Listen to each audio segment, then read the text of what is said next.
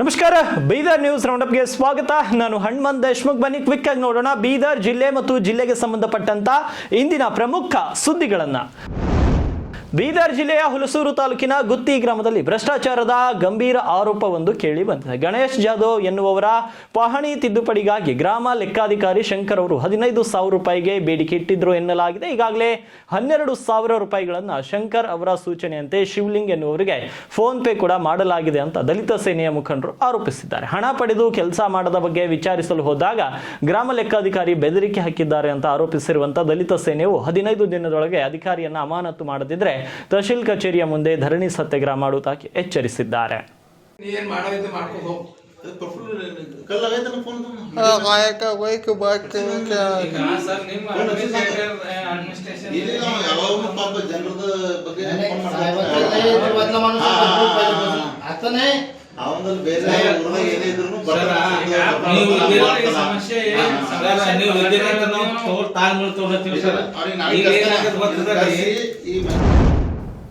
ಔರಾದ್ ಪಟ್ಟಣದ ಸುಕ್ಷೇತ್ರ ಉದ್ಭವಲಿಂಗ ಅಮರೇಶ್ವರ ಜಾತ್ರಾ ಮಹೋತ್ಸವದ ಅಂಗವಾಗಿ ಜರುಗಿದ ಭವ್ಯ ರಥೋತ್ಸವದಲ್ಲಿ ಶಾಸಕ ಪ್ರಭು ಬಿ ಚವ್ಹಾಣ್ ಪಾಲ್ಗೊಂಡಿದ್ದರು.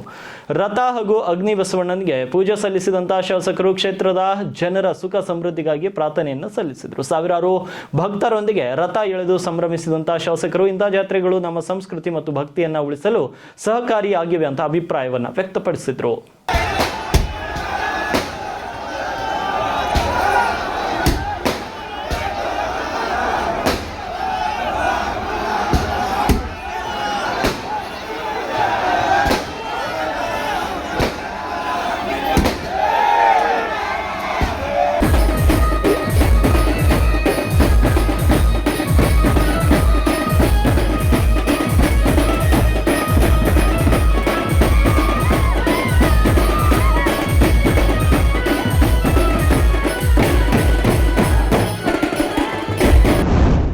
ರೋಟರಿ ಕಲ್ಯಾಣ್ ಝೋನ್ ವತಿಯಿಂದ ಫೆಬ್ರವರಿ 23ರಂದು ಬೀದರ್ನಲ್ಲಿ ಅದ್ದೂರಿ ವಿಶ್ವ ರೋಟರಿ ದಿನಾಚರಣೆ ಹಮ್ಮಿಕೊಳ್ಳಲಾಗಿದೆ ಅಂತ ಸಹಾಯಕ ಗವರ್ನರ್ ಹಾವಶೆಟ್ಟಿ ಪಾಟೀಲ್ ಅವರು ತಿಳಿಸಿದ್ದಾರೆ. ಇನ್ನು ಕಾರ್ಯಕ್ರಮದ ವಿವರಗಳನ್ನು ನೋಡೋದಾದ್ರೆ ರೋಟರಿ ದಿನಾಚರಣೆ ಅಂಗವಾಗಿ ಚಿತ್ರಕಲೆ, ರಂಗೋಲಿ, ಭಾಷಣ ಸ್ಪರ್ಧೆ, ಸಾಂಸ್ಕೃತಿಕ ಸಂಜೆ, ಕ್ರಿಕೆಟ್ ಪಂದ್ಯಾವಳಿ ಹಾಗೂ ಸೈಕಲ್ ಜಾಥಾವನ್ನು ಆಯೋಜಿಸಲಾಗಿದೆ. ಸಮಾಜಮುಖಿ ಕೆಲಸಗಳಲ್ಲಿ ತೊಡಗಿರುವ ರೋಟರಿ ಸಂಸ್ಥೆಯ ಈ ಸಂಭ್ರಮದಲ್ಲಿ ಸಾರ್ವಜನಿಕರು ಭಾಗವಹಿಸಲು ಅವರು ರೋಟರಿ ಸಂಸ್ಥೆ ಪರವಾಗಿ ಕೋರಿದ್ದಾರೆ. ವತಿಯಿಂದ 121ನೇ ರೋಟರಿ ವಿಶ್ವ ರೋಟರಿ ದಿನಾಚರಣೆಯನ್ನು ಆಚರಿಸ್ತಾ ಇದ್ದೀವಿ. ಅದರ ನಿಮಿತ್ತ ನಾನಾ ಒಂದು ಕಾರ್ಯಕ್ರಮವನ್ನು ಹಮ್ಮಿಕೊಂಡಿದ್ದೀವಿ. ಅದು ನಮ್ಮ ರೋಟರಿ ವಿಶ್ವ ರೋಟರಿ ದಿನಾಚರಣೆ 23ನೇ ಫೆಬ್ರವರಿಗೆ ಆಚರಣೆ ಆಗ್ತದೆ. ಅದಕ್ಕಿಂತ ಮುಂಚಿತವಾಗಿ ಕೆಲವು ಕಾರ್ಯಕ್ರಮಗಳನ್ನು ನಾವು ಹಮ್ಮಿಕೊಂಡಿದ್ದೀವಿ. ಮೊದಲನೇದಾಗಿ ನಾಳೆ 18ನೇ ತಾರೀಕಿಗೆ ಬೆಳಗ್ಗೆ ಚನ್ನಬಸವ ಪಟ್ಟದೇವರ ರಂಗಮಂದಿರದಲ್ಲಿ ಎಲ್ಲ ಶಾಲಾ ಹಾಗೂ ಕಾಲೇಜು ಮಕ್ಕಳಿಗಾಗಿ ಕೆಲವು ಸ್ಪರ್ಧೆಗಳನ್ನು ಏರ್ಪಡಿಸಿದೆ.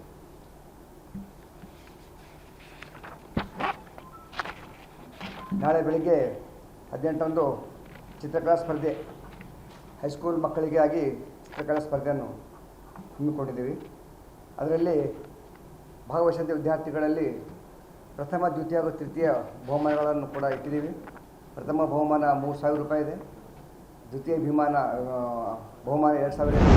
ಅಖಿಲ ಭಾರತ ವೀರಶೈವ ಲಿಂಗಾಯತ್ ಮಹಾಸಭಾದ 24ನೇ ರಾಷ್ಟ್ರೀಯ ಅಧ್ಯಕ್ಷರಾಗಿ ಆಯ್ಕೆಯಾದ ಸಚಿವ ಈಶ್ವರ್ ಬಿ ಖಂಡ್ರೆ ಅವರಿಗೆ ಭಾಲ್ಕಿಯ ಹಿರೇಮಠ ಸಂಸ್ಥಾನದಲ್ಲಿ ಸನ್ಮಾನಿಸಲಾಯಿತು. ನಾಡೋಜ ಪೂಜ್ಯ ಡಾಕ್ಟರ್ ಬಸವಲಿಂಗ ಪಟ್ಟದೇವರು ಹಾಗೂ ಗುರು ಬಸವ ಪಟ್ಟದೇವರು ಸಚಿವರನ್ನ ಸನ್ಮಾನಿಸಿದರು. ಈ ಗೌರವ ಸಮಸ್ತ ಸಮುದಾಯದ ಆಶೀರ್ವಾದದ ಪ್ರತೀಕ. ಸಮಾಜದ ಸಂಘಟನೆ ಮತ್ತು ಸುಧಾರಣೆಗಾಗಿ ಪ್ರಾಮಾಣಿಕವಾಗಿ ಶ್ರಮಿಸುತ್ತೇನೆ ಅಂತ ಸಚಿವರು ಕೂಡ ಭರವಸೆಯನ್ನು ನೀಡಿದರು.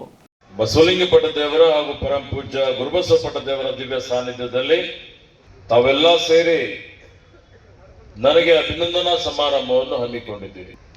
ಇವತ್ತು ತಮಗೆಲ್ಲ ಗೊತ್ತಿದೆ, ನಾನು ಬಂದಂತ ದಾರಿ ಏನು ಅಂದ್ರೆ, ಒಂದು ರಾಜಕಾರಣದ ಮನೆಯಿಂದ ನಾನು ಬಂದಿದ್ದೆ. ನಾನು ರಾಜಕೀಯದಲ್ಲಿ ಬಂದಂಥದ್ದು ನಮ್ಮ ತಂದೆಯವರ ಏನೊಂದು ಹೋರಾಟ ಇತ್ತು, ಅನ್ಯಾಯದ ವಿರುದ್ಧ ಹೋರಾಟ, ಯಾರು ಕಷ್ಟದಲ್ಲಿರುವಂತವರ ಕಣ್ಣೀರು ಒರೆಸಬೇಕು ಅನ್ನುವಂಥದ್ದು.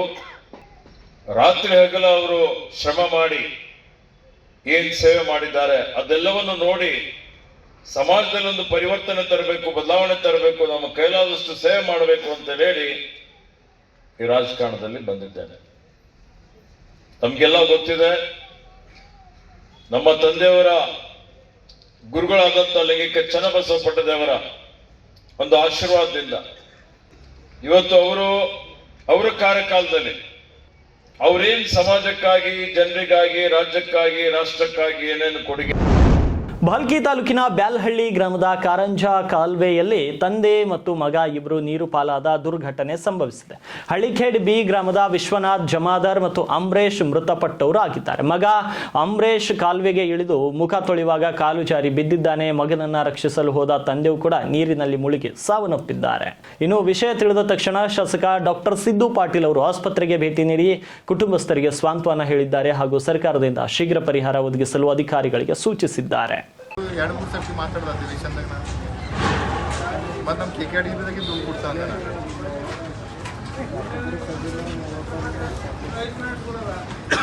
ಅದು ಹಸನ ಕೆಲಸ.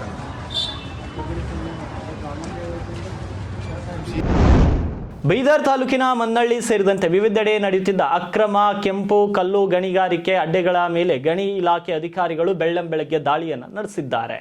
ಇನ್ನು ಹಿರಿಯ ವಿಜ್ಞಾನಿ ವಿಶ್ವನಾಥ್ ನೇತೃತ್ವದಲ್ಲಿ ನಡೆದ ದಾಳಿಯಲ್ಲಿ ಇಂದು 1 ಟ್ರ್ಯಾಕ್ಟರ್ ಹಾಗೂ 2 ಟಿಲ್ಲರ್ಗಳನ್ನು ವಶಪಡಿಸಿಕೊಳ್ಳಲಾಗಿದೆ. ಕಳೆದ 5 ದಿನಗಳಿಂದ ನಡೆದ ಕಾರ್ಯಾಚರಣೆಯಲ್ಲಿ ಒಟ್ಟು 3 ಲಾರಿ, 6 ಟ್ರ್ಯಾಕ್ಟರ್ ಹಾಗೂ 6 ಟಿಲ್ಲರ್ಗಳನ್ನು ಜಪ್ತಿ ಮಾಡಲಾಗಿದ್ದು ಪ್ರಕರಣವನ್ನು ದಾಖಲಿಸಲಾಗಿದೆ. ಹಿಂದೂ ಧರ್ಮದ ಆರಾಧ್ಯ ದೈವಗಳಾದ ಶ್ರೀರಾಮಚಂದ್ರ ಮತ್ತು ಶ್ರೀಕೃಷ್ಣ ಮತ್ತು ಮಹಾತ್ಮ ಗಾಂಧೀಜಿಯವರ ಬಗ್ಗೆ ಹೀಯಾಳಿಸಿ ಮಾತನಾಡಿದ ವ್ಯಕ್ತಿಯ ವಿರುದ್ಧ ಬಸವ ಕಲ್ಯಾಣ ನಗರ ಪೊಲೀಸ್ ಠಾಣೆಯಲ್ಲಿ ದೂರು ದಾಖಲಾಗಿದೆ. ಇನ್ನು ಭಾಲ್ಕಿ ತಾಲೂಕಿನ ಅಟ್ರಗ ಗ್ರಾಮದ ಕಾಳಿದಾಸ್ ಸೂರ್ಯವಂಶಿ ವಿರುದ್ಧ ವಿಶ್ವ ಹಿಂದೂ ಪರಿಷತ್ ಮತ್ತು ಬಜರಂಗ ದಳ ವತಿಯಿಂದ ದೂರು ನೀಡಲಾಗಿದ್ದು ಕಠಿಣ ಕಾನೂನು ಕ್ರಮಕ್ಕೆ ಆಗ್ರಹಿಸಲಾಗಿದೆ. ಇತ್ತೀಚೆಗೆ ನಮ್ಮ ಹಿಂದೂ ಧರ್ಮದ ಸನಾತನ ಧರ್ಮದ ಬಗ್ಗೆ ನಮ್ಮೆಲ್ಲರ ಆರಾಧ್ಯ ದೈವ ಪ್ರಭು ಶ್ರೀರಾಮಚಂದ್ರರ ಹಾಗೆ ಇನ್ನೋರ್ವ ಆರಾಧ್ಯ ದೇವರು ಪರಮಾತ್ಮ ಶ್ರೀಕೃಷ್ಣನ ಬಗ್ಗೆ ಹಾಗೆ ನಮ್ಮ ದೇಶದ ಒಬ್ಬ ಮಹಾತ್ಮ ಎನಿಸಿಕೊಂಡಂತ ಗಾಂಧೀಜಿಯವರ ಬಗ್ಗೆ ನಮ್ಮ ಭಾಲ್ಕಿ ತಾಲೂಕಿನ ಅಟ್ರಗ ಗ್ರಾಮದ ಕಾಳಿದಾಸ್ ತಂದೆ ಅರ್ಜುನ್ ಸೂರ್ಯವಂಶಿ ಎನ್ನುವ ಒಬ್ಬ ನಾಯಕ ನಮ್ಮ ಆರಾಧ್ಯ ದೇವರ ಕುರಿತು ಅವಹೇಳನಕಾರಿ ಪದಗಳನ್ನು ಬಳಸಿ ಇತ್ತೀಚೆಗೆ ವಿಡಿಯೋವನ್ನು ವೈರಲ್ ಮಾಡಿರ್ತಾನೆ. ಅವನ ವಿರುದ್ಧ ನಾವು ನಮ್ಮ ಬಸವ ಕಲ್ಯಾಣ ಪೊಲೀಸ್ ಠಾಣೆಯಲ್ಲಿ ಕೇಸ್ ದಾಖಲಿಸಬೇಕಾಗಿ ಇವತ್ತು ಕಂಪ್ಲೇಂಟ್ ಅನ್ನು ಕೊಟ್ಟಿದ್ದೀವಿ. ಈ ಮೂಲಕ ಹೇಳುವುದೇನೆಂದ್ರೆ, ಕಾಳಿದಾಸ ಹೆಸರಲ್ಲಿ ಕಾಳಿದಾಸ ಇದೆ. ಮಾರ್ಚ್ ತಿಂಗಳಲ್ಲಿ ಬೀದರ್ ನಗರದಲ್ಲಿ ಡಾಕ್ಟರ್ BR ಅಂಬೇಡ್ಕರ್ ಅವರ ಚಿಂತನೆಗಳ ಕುರಿತು 2 ದಿನಗಳ ಅಂತಾರಾಷ್ಟ್ರೀಯ ಮಟ್ಟದ ವಿಚಾರ ಸಂಕಿರಣವನ್ನು ಆಯೋಜಿಸಲು ಸಮಾಜ ಕಲ್ಯಾಣ ಇಲಾಖೆ ಸಜ್ಜಾಗಿದೆ. ಇನ್ನು ಈ ಕುರಿತು ಸಚಿವ ಈಶ್ವರ್ ಖಂಡ್ರೆ ಅವರು ಮಾಹಿತಿ ನೀಡಿದ್ದು, ಭಾರತದ ಪ್ರಸ್ತುತ ಸವಾಲುಗಳು ಮತ್ತು ಅಂಬೇಡ್ಕರ್ ಚಿಂತನೆಗಳು ಎಂಬ ವಿಷಯದಡಿಯಲ್ಲಿ ಗೋಷ್ಠಿಗಳು ನಡೆಯಲಿವೆ. ದೇಶ ವಿದೇಶದ ಗಣ್ಯರು ಭಾಗವಹಿಸುವ ಈ ಕಾರ್ಯಕ್ರಮದಲ್ಲಿ ಅಂಬೇಡ್ಕರ್ ಜೀವನಾಧಾರಿತ ನಾಟಕಗಳು ಮತ್ತು ಉಪನ್ಯಾಸಗಳು ನಡೆಯಲಿವೆ ಅಂತ ತಿಳಿಸಿದ್ದಾರೆ. ಭಾರತದ ಆರ್ಥಿಕ, ಸಾಮಾಜಿಕ, ನ್ಯಾಯ ಮತ್ತು ಧಾರ್ಮಿಕ ಹಕ್ಕುಗಳು, ಬುದ್ಧ, ಬಸವ, ಅಂಬೇಡ್ಕರ್ ಮತ್ತು ಇತರ ಧರ್ಮ ದಾರ್ಶನಿಕ ತತ್ವ ಸಿದ್ಧಾಂತಗಳ ಒಂದು ಪ್ರಸ್ತುತ ಅಳವಡಿಕೆ, ಈ ನಮ್ಮ ದೇಶದ ಜಾತಿ ವ್ಯವಸ್ಥೆ ಮತ್ತು ನಮ್ಮಲ್ಲಿರುವಂತಹ ಸಾಮಾಜಿಕ ಇವತ್ತು ಸವಾಲುಗಳು, ಈ ಎಲ್ಲಾ ವಿಷಯದ ಬಗ್ಗೆ 2 ದಿವಸಗಳ ಒಂದು ರಾಷ್ಟ್ರೀಯ ಅಂತಾರಾಷ್ಟ್ರೀಯ ಮಟ್ಟದ ವಿಚಾರ ಸಂಕಿರಣ ಇವತ್ತು ಮಾಡಬೇಕಾಗಿದೆ.